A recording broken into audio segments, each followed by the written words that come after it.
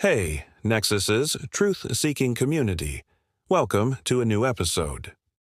Today, we're diving deep into the Russia-Ukraine war. Specifically, we'll talk about the recent news about Russian tanks reportedly storming into Ukraine's very heartland. We'll investigate the claims made by both Russia and Ukraine, sort through the web of conflicting statements and media reports, and explore the potential implications of this development on the course of the war. So, let's jump in and see what's really going on. On June, Russia's defense ministry proudly announced that its 90th Tank Division had successfully crossed the border of Donetsk, pushing about 6 miles or 10 kilometers west, signifying a significant breach into central Ukraine. According to their statement, these actions were part of a larger offensive aimed at crippling Ukraine's defenses and logistics capabilities. But that's just half the story. In a surprising turn of events, Russia also disclosed another major advancement. They claim that the same tank division has now breached the city's northern outskirts, driving approximately 12 miles or 20 kilometers further. This alleged incursion brings them close to the Oskil River, which serves as a vital natural barrier between Donetsk and Dnipropetrovsk. These claims by Russia, if true, would mark a substantial escalation in the conflict. It would mean that Russian forces have not only penetrated deep into Ukrainian territory, but are also on the brink of reaching a major river line that could potentially serve as a new front. Such a scenario would underscore the urgency for Ukraine to reinforce its defenses along the Oskil River to prevent Russia from establishing a permanent foothold in Dnipropetrovsk. It would also raise questions about the effectiveness of Ukraine's existing defensive strategies and whether they need to be re-evaluated to counter this new development. However, in the midst of these dramatic announcements, a note of caution is warranted. Russia has a history of making exaggerated or misleading statements regarding its military operations. While it is important to take their claims seriously, it is equally crucial to approach them with a healthy dose of skepticism until independently verified information becomes available.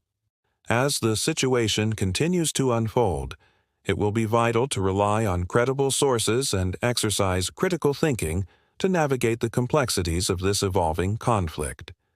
But the drama doesn't end there. In an unexpected twist, Russia also revealed that the 90th Tank Division has allegedly captured multiple Ukrainian trenches in the area. This development adds another layer of complexity to the situation.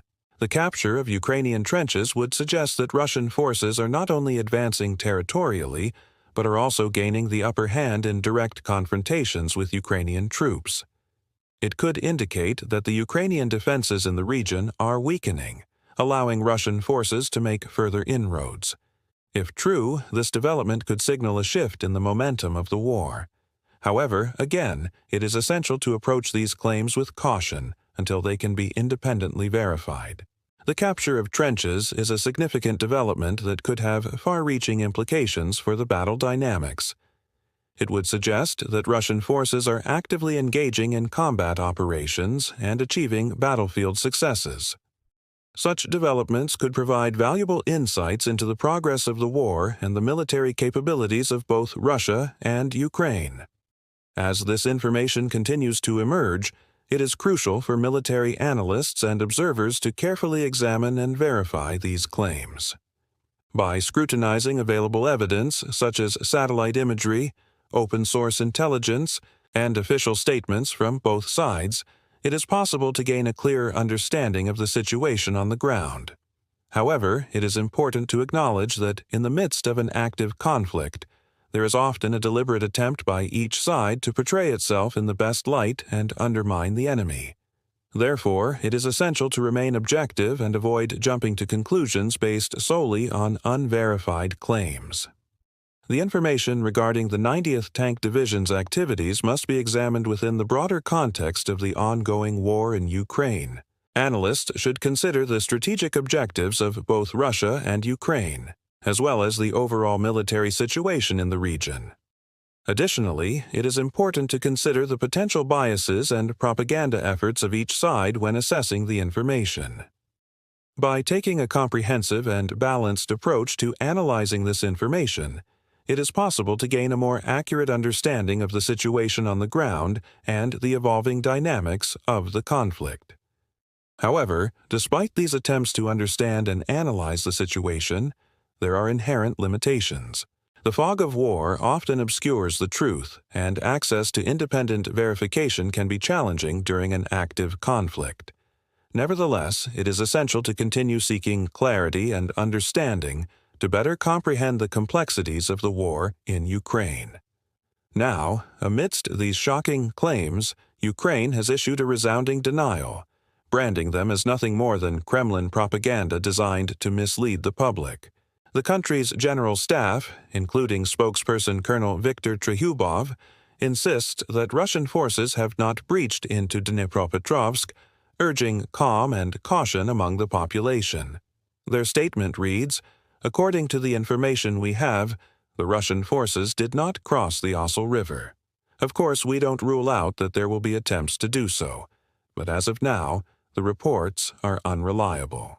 This stark contrast between Russia's bold declarations and Ukraine's confident denials highlights the information battle that is as much a part of the conflict as the physical battles on the ground. It emphasizes the need for caution when dealing with information coming from both sides and the importance of seeking independent verification before accepting any claims as fact.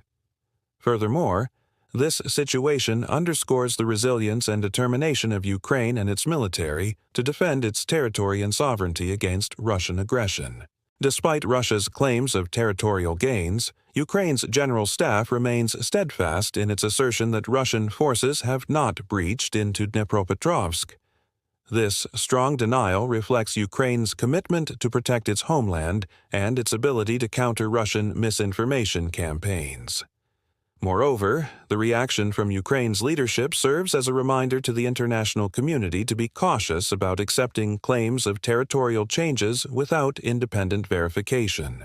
It underscores the need for continued support for Ukraine's territorial integrity and sovereignty, as well as the importance of seeking a peaceful resolution to the conflict through diplomatic channels.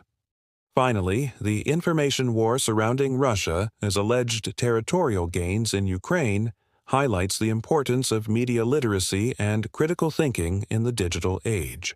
As social media and online platforms become increasingly saturated with information, it is crucial to develop the skills to discern between reliable and unreliable sources, evaluate the credibility of claims, and recognize the potential biases and propaganda efforts of different parties involved.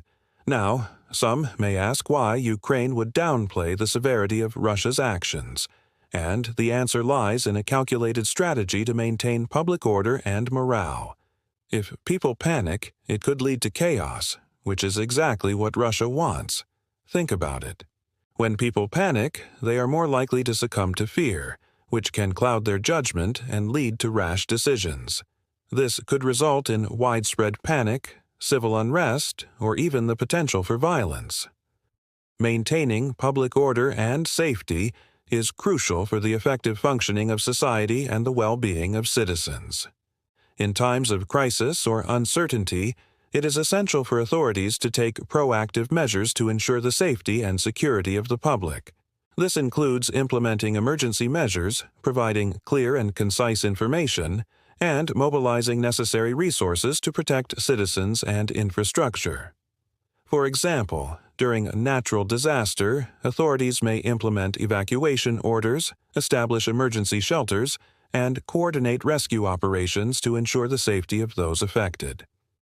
In the event of a public health crisis, measures such as social distancing, mask mandates, and vaccination campaigns may be put in place to contain the spread and protect the health of the population.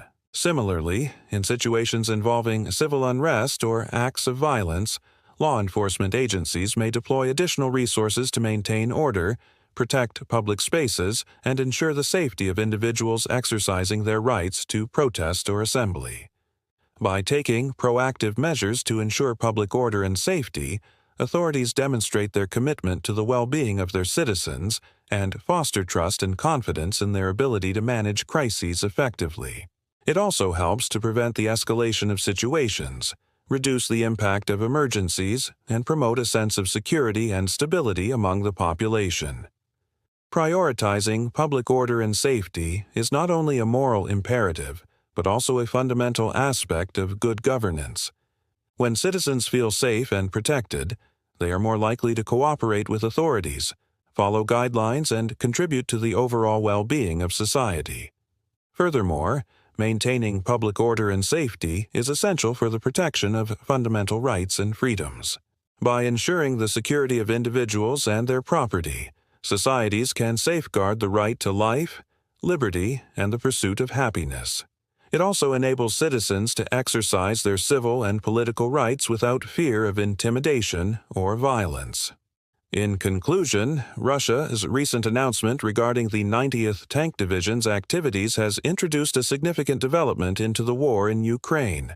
Claims of advancing deep into Ukrainian territory and breaching defensive lines, if true, would mark a substantial shift in the conflict.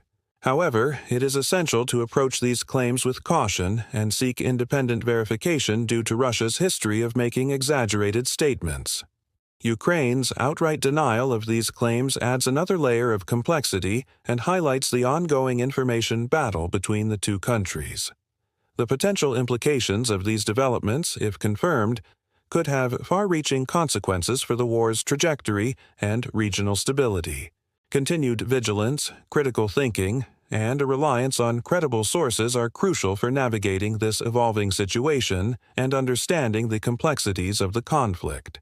And remember, you can support us by liking this video and subscribing to our channel. Your engagement helps us continue delivering quality content. So stay tuned for more updates. Thanks for watching.